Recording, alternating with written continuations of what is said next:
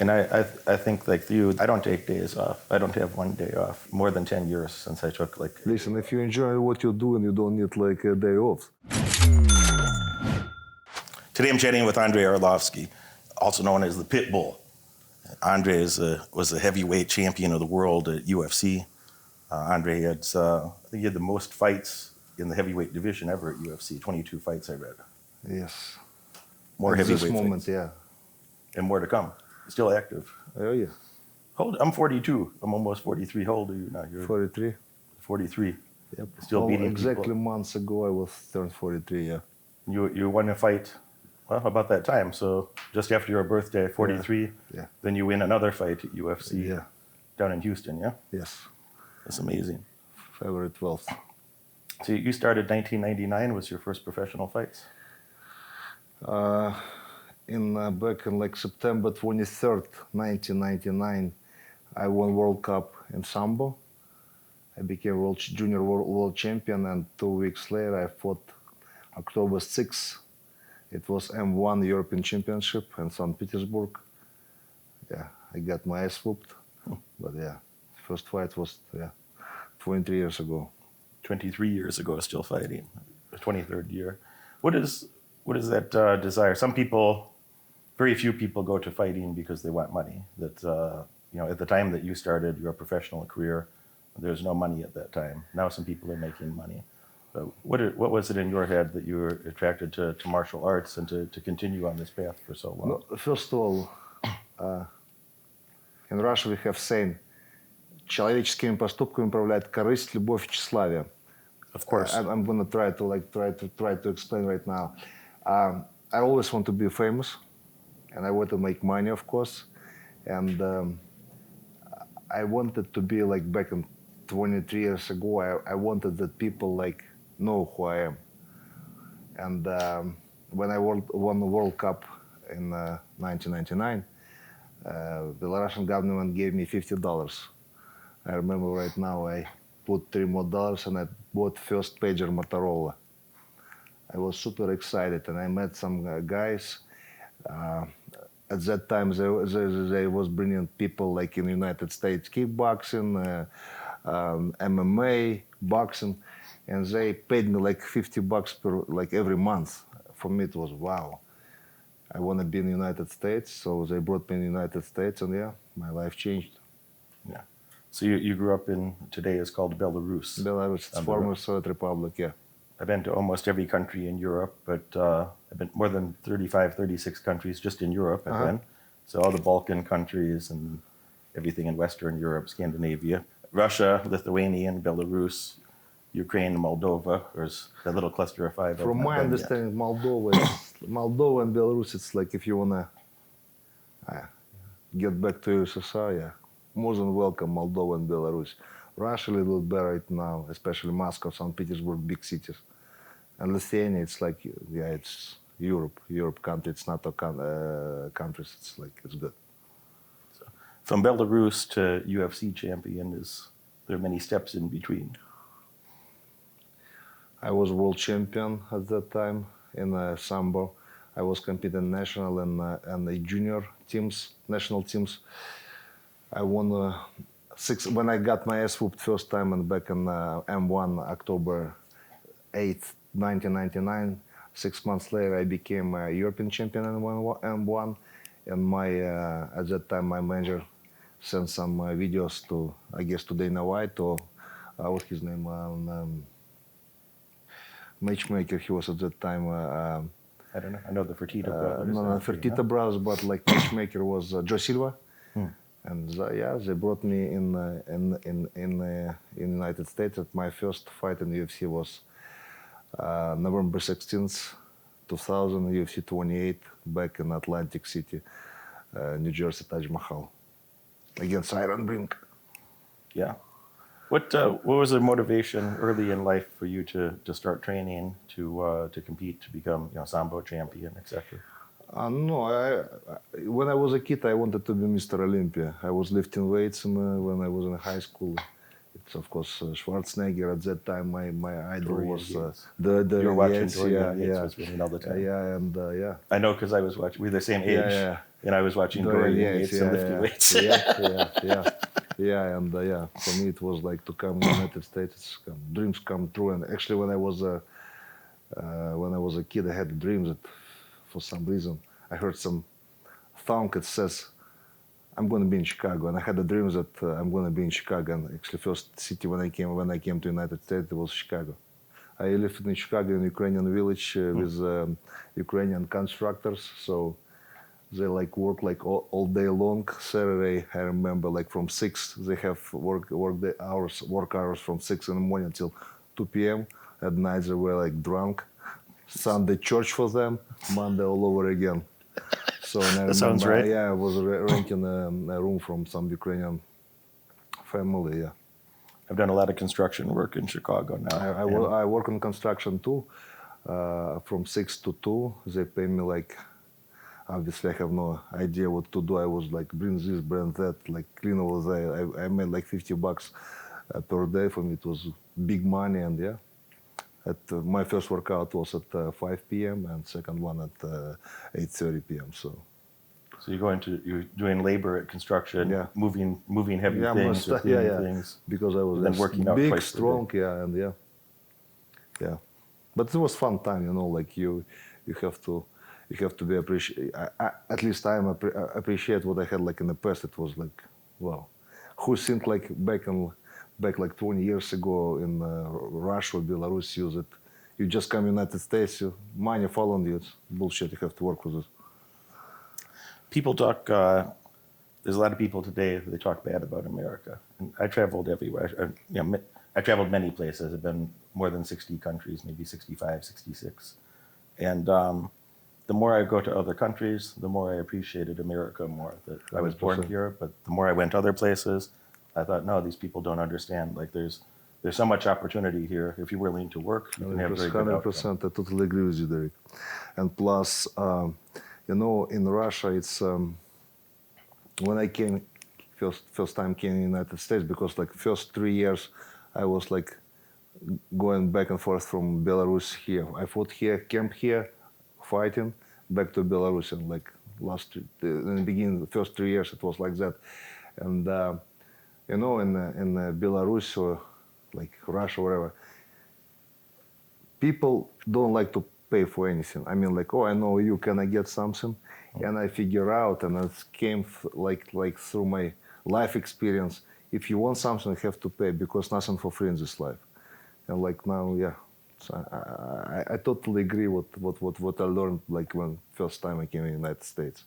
Warren Buffett, he has a business partner named Charlie Munger. This man is still alive right now. He's 98 years old, almost 100 years old.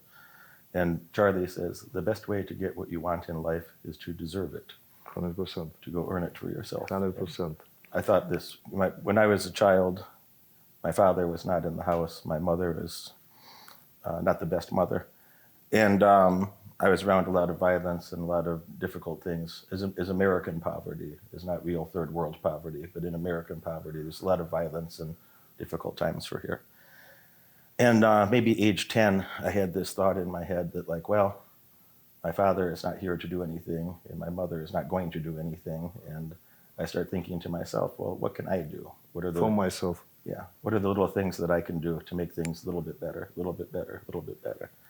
And I'm still thinking like that today. And that helped my life a lot, that when you stop being a crybaby and looking around for somebody to give you something, and you just go say, well, what could I do to earn a better place in the world? And I've just been doing that for 33 years. It's turned out pretty good for me. I have like similar situation, like my parents were divorced, and father like didn't help us anything. And I remember when I was age 14 till age 16, when you want to take some girls out. I remember I was wearing like 3 years same jacket, because in like leather jacket, black jacket. I have 2 pair of jeans. Like I was miserable, to be honest with you. That's why I wanted to be famous, and I wanted to be making money. So, yeah. Did you? I always wanted to make money. I didn't give a shit about being famous. And you and I are at the same event yesterday, and I don't know, 30 people come say hi to me. Oh, Derek, Moneyberg. And It's not, I don't mean to disrespect them. I'm happy to talk to them, and some of them are friends, and a lot of them are just people that see me on the internet. But I never gave a shit about being famous for anything. I always wanted to get the money. If you can make the money and then go live your life in peace, I thought that was the best Be way. honest with you, I don't care be famous too. Now it's only for me. It's like I want to make money because I have family. I have two sons, and just I need to support them. And I'm gonna do anything. Listen, thanks God I'm fighting today, but if no fights tomorrow, I'm gonna do anything to provide some food, like and a good life for my family. It's no doubt about it. Did you care about the famous more than the money, or No, now, like I said, for me it's more important money. Yeah. It's for me. It's like when you're young, of course you want to like some attention. So, but with age, I don't really care about be famous anymore. Yeah, it's of course you're absolutely right. That nice when people come to say hi, this and that. Yes, but money is the best motivator. I seen you were in the same place again yesterday, and many people taking photos with you, and they're excited to see you at the fights. And yeah, you like. And not that you No, weren't it's happy to engage with some of the people who care for you and appreciate, respect you, but you've been doing this a long time and took a lot of photos over those decades. But you know what? Since God, I was always nice to my fans and never say no to take a picture, sign something. And when I left UFC back in 2009 and get back to UFC back in 2013, I guess it's because of I was nice to fans, like people, I treat fans like they treat me. So that's why it's win-win situation. So especially like somebody like who support me like I got 20 years already. That's like that's legit. What are you excited about now? So you're 43. You're still beating up tough men. Benjamin Button, for me, good example. George Foreman. Bernard Hopkins, he became world champion at 48. Randy Couture was champion when he was 43, 46. At the end of his career, he was still fighting at 47. Yeah. Randy has been right here with me. I've talked with Randy. And plus, I just like, since God, I have a great family. My wife, she's like, you love fighting, you love train hard. Okay, go ahead. So I'm happy. And just like, I just want to beat the record, like be a champion maybe, like, and still be active at least a couple more years. So. Yeah, Andrei, I know your English is very good, but like many other Russians, people from Eastern Europe, that things short soundbite, and somebody's going to see that and think, maybe his English is not so good, or maybe he's a little short with me, and I get the way that your brain works. I think that there's not a lot of hype, a lot of bullshit. Like in America, everybody bullshit, and you grew up in different environment, different thought process. What are some of the values or thoughts that you have that about how you look at fighting or life versus some other fighters? There's a lot of promotion, a lot of marketing, maybe not a lot of performance. There's no way they're going to last like you have. No, first of all, about English, maybe I would love to be like trash talker, like Conor McGregor, I don't know, like George Masvidal, but my English not that good. And when I came to United States, my manager at that time, Leo, he told me, listen, you need to learn English. You have to move from Ukrainian village to somewhere like American people live, who speaks only English. And I remember at the time I went to Berlitz, it's school in Chicago. I had every day. It was at that time it was very expensive for me. It was 10,000 per month. I was from 8 o'clock in the morning till 2 p.m. 3 different teachers that speaks only English with me, and for me it was like nightmare because I was super tired because you have to think try to translate from Russian to English. It was nightmare, but that's worked for me, and thanks God. I'm speaking a little bit better English than I was 20 years ago. And what about difference between Eastern culture and the United States? I think because when I grew up in Belarus, if you say something, you have to do it. You have to be a man of your word. And sometimes people here in the United States, they don't like to keep their promises, their words. And in the beginning, for me, it was like, I took it personal. How come he promised me? I waited. But now I figure out, like, if yes, it's happened, good. If not, okay, it's not. And it's... The people that I grew up with, they're a bunch of misfits. A lot of them were troublemakers. They were, local tough guys, And but this is important that if you make a commitment, then you must do this. If you make your promise that you're going to do something, you have to follow through on your word. I grew up that way, and my father was a criminal. My father went to prison for cocaine trafficking. But even my father, in a criminal business, it's important you keep your word. 100%. It's more important. It's very important. 100%. So I grew up in this sort of environment, and I always kept this thought in my head that not always because I'm a nice person, but just for my own integrity or for my own confidence, I know if I promise someone I'm going to do this, you're going to feel better. For sure, it's going to be. If I'm not dead, I'm going to do it. Even if it doesn't matter when people say this shit to me of like, oh, this thing came up. Well, shit comes up in my life all the time. Shit comes up in your life all the time. 100%. But I'm not doing it for them. I'm doing it for me. That if I said I'd do something, I'll do it. I'm also reluctant to make commitments that I don't put myself in situations that are not going to be good for me. But a lot of people don't understand the value of that. And different generation, I think. My son, he wants, I want to be a fighter. No, you might be a good fighter, but you're not that disciplined. You didn't understand through what I went. Like when I was here, I worked like in construction with the Ukrainian people. Like I had to wake up at 5:45 because like we live in 6 o'clock. It was hard, but it's different generation.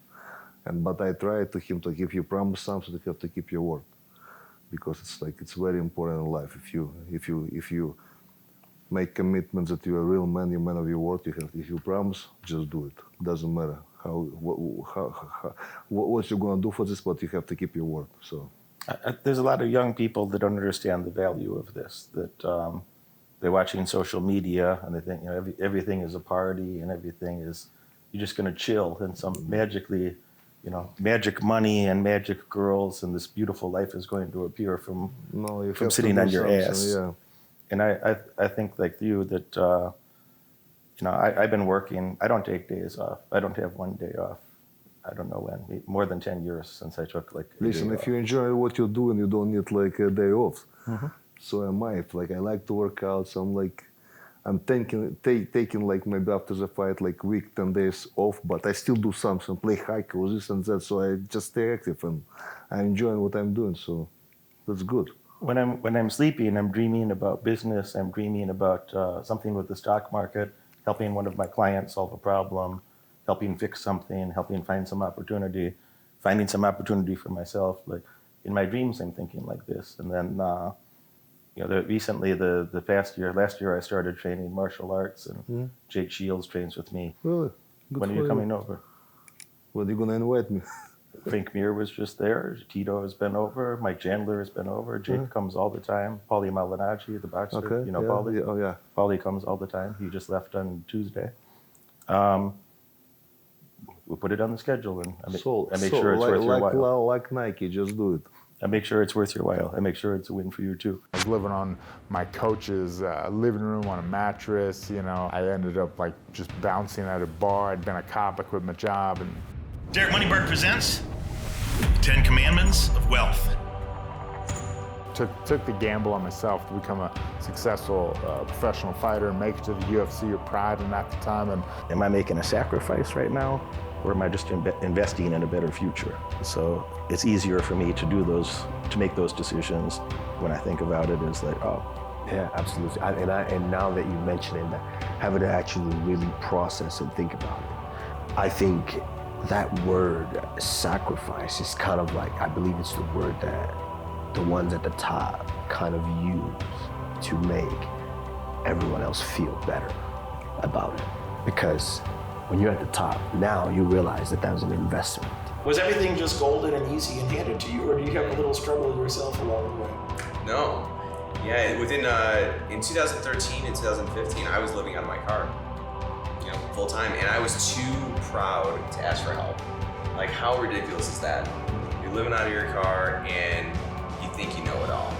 And 2015, that's when I kind of I knew that I didn't know it all. So why not find experts in that and really shortcut that? I thought I was going to just chip away. I thought I was just going to read books till I was an expert. I never really talked to anyone that actually did it. It's been about a week since I've joined the 10 Commandments of Wealth program, and there's so many interviews that are offered in this program. I'm inside the Derek Moneyberg 10 Commandments of Wealth program. This is an awesome program that you're gonna love. I'm gonna use the principles and the knowledge from this program to help me boost my leads in my marketing firm. Buy this program, it's a wonderful investment for your future. You won't regret it and you'll absolutely love it.